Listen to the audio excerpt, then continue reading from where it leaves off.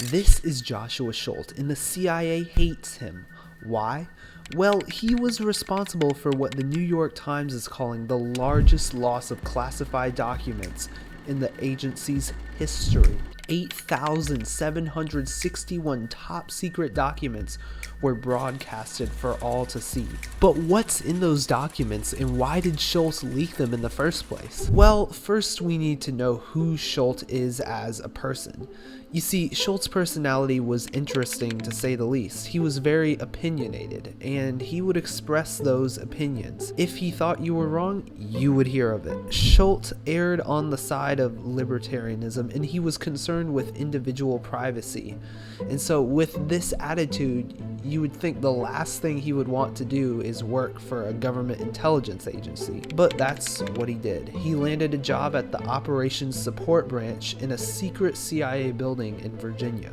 The OSB is responsible for making cyber weapons for foreign intelligence. The stuff they handle in this kind of job is top secret. People working in this unit weren't allowed to say anything about their job outside of the building. Schulte started out as a software engineer, but he was promoted to be a system administrator in 2015. Now, the office environment of the OSB was interesting. Schulte brought his opinionated and arrogant personality to the workplace. The people that worked in the unit with Schulte were around his age, mostly young guys typing away at computers, and they liked to give names to everything, from naming their malware off of whiskey brands to nicknaming each other.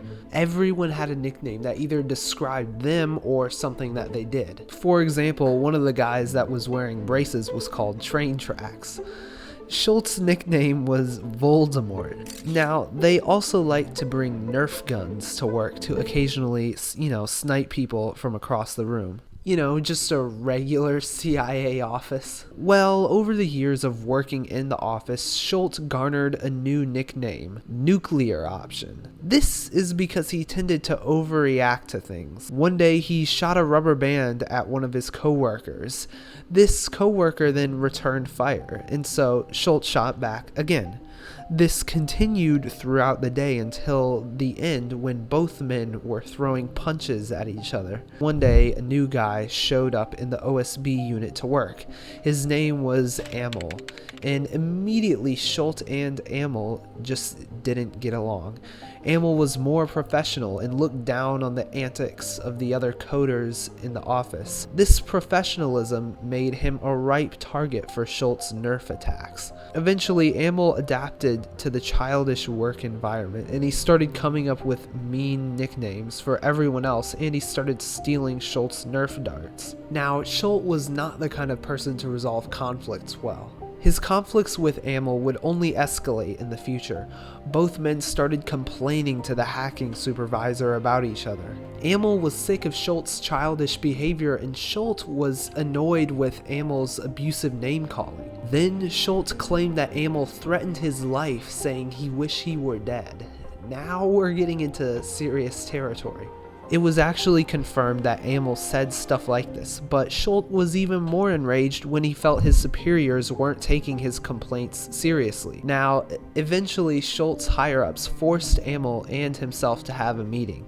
They ultimately determined that they had to be separated. Schulte felt like his managers had let him down in his complaint against Amel. And you may think his problems with Amel ended when they were both separated, but you'd be wrong. You see, Schulte took the fight to a whole other level. He took Amel to court and demanded that he get a restraining order against him. And this was very unusual for federal CIA employees to be mixed up in local courts, and because of this, Schulte was moved to a completely different branch. Now, he was not happy with this at all. He threatened to go to the press, exposing the CIA for punishing an employee who reported death threats. His rambling on about Amel was starting to get old. Everybody else in the OSB was fed up with Schulte's refusal to drop the matter. None of his coworkers believed Amel was an actual threat to Schulte in the first place. He was just overreacting. Schulte eventually left the agency in late 2016, but not without one last incident. When Schulte was relocated, his boss stripped him of privileges to work on a project that he had put a lot of time into. And so Schulte viewed this as a retaliation, when in reality he was just stripped of the privileges because he wasn't working on that project. He had new projects to work on. But Schulte didn't see it that way. So without anyone's permission, he went ahead and gave himself access to the project again. That's a big no-no in the CIA. You can't just gain access to whatever classified database you want to. And when Schulte's managers found out about it, they immediately took his admin privileges away. This made everyone resent Schulte when he left. His boss felt like he had betrayed one of the core values of the agency: trust.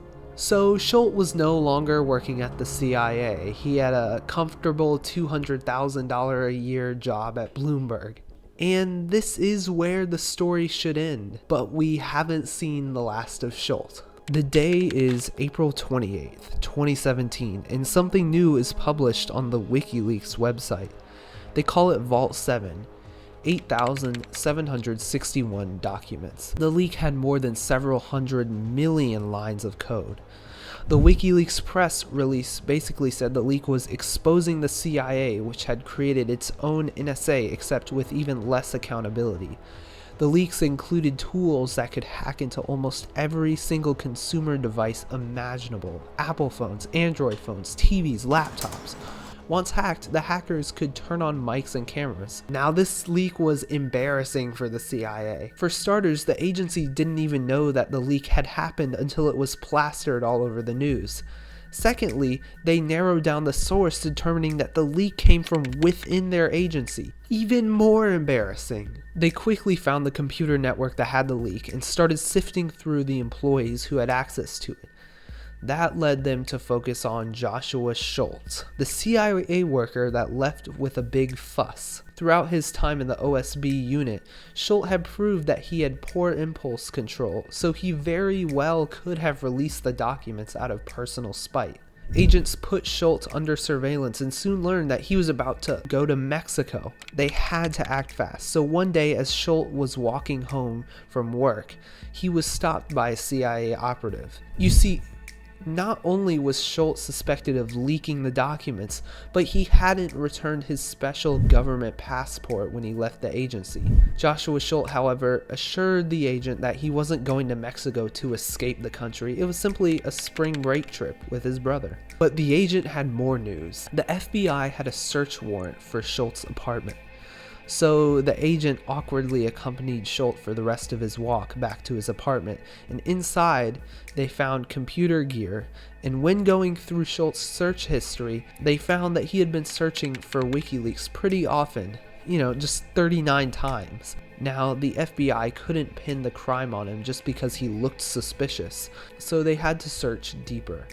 The search went late into the night, so Schulte got a hotel room while the FBI continued on. On Schulte's computer, the FBI found an encrypted virtual machine. A virtual machine is like a computer inside a computer. Finding the passwords for the virtual machine, they unlocked it and found a ton of CP. Now, we're not going to go into that whole situation, but just know he was arrested and charged, and he is pleading not guilty, saying he's falsely accused. He was eventually released on bond under house arrest, but he was hauled back in when authorities found he was violating his terms of release by browsing the internet. And authorities also found photos on his phone leading him to be charged with SA. Now, even though he was being nailed on all these other charges, the FBI were still investigating him for the leaks, and while Schulte was behind bars, they charged him with 10 counts related to the WikiLeaks leak. Now, while in jail, Schulte just wasn't sitting around. He got his hands on a contraband cell phone, and he decided to start posting stuff on Twitter, saying he was being wrongly accused for leaking the Vault 7 documents. During his time in jail, he contacted a journalist for the Washington Post and WikiLeaks themselves, all from his cell. And prosecutors later alleged that he tried to leak even more documents from jail. All of this really doesn't look good if you're trying to deny these charges.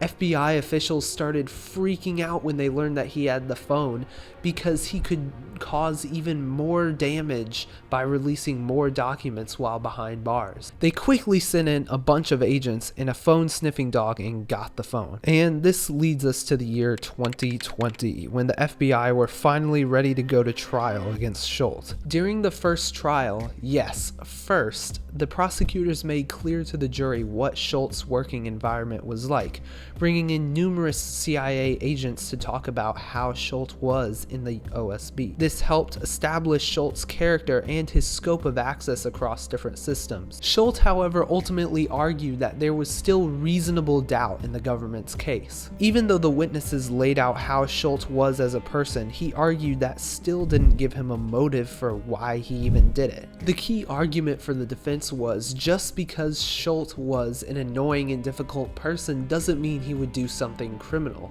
They argued instead that Schulte was a scapegoat, that the CIA shifted the blame onto him to cover up their own incompetence. Remember, they didn't know about the leaks until Wikileaks published it. They went for roughly a year without knowing anything had been stolen. But prosecutors had more up their sleeves. Schulte had access to a back door. This allowed him to get into the OSB system even after being stripped of all his privileges. This secret passkey allowed him to get to where the backups for all the CIA cyber tools were kept. Schulte then stole the backups, and what's interesting is the backups stolen were identical to the ones revealed in Wikileaks. He had even downloaded the program Wikileaks recommended to leakers to share the documents, and he did a bunch of Google searches researching how to transmit large files. Oh, and they had direct timestamps for all of these Google searches and when he downloaded the program. This was the definitive piece of evidence that linked Schulte to the crime. And despite all of the evidence and witnesses, the trial ultimately ended with a hung jury. But the state wasn't done. Now for round 2. During this trial, Schulte decided to ditch his lawyers and become his own defense. This trial, however, would not go so well as the first. Schulte didn't shed himself in the best of lights when he started defending himself. He kept saying the same questions over and over again, constantly getting objections from the prosecution, and he also came off as arrogant. And the jury ultimately found him guilty on all counts. He hasn't been sentenced yet, but he faces up to 80 years in prison for the Wikileaks charges, not including the other ones he's going to be facing in the future. So that's where we are today. But what's interesting is some of the tools the CIA had, such as the phone hacking tools, were actually already being sold by an Israeli company called NSO Group. You can learn about that phone hacking tool Pegasus in the video on your screen right now.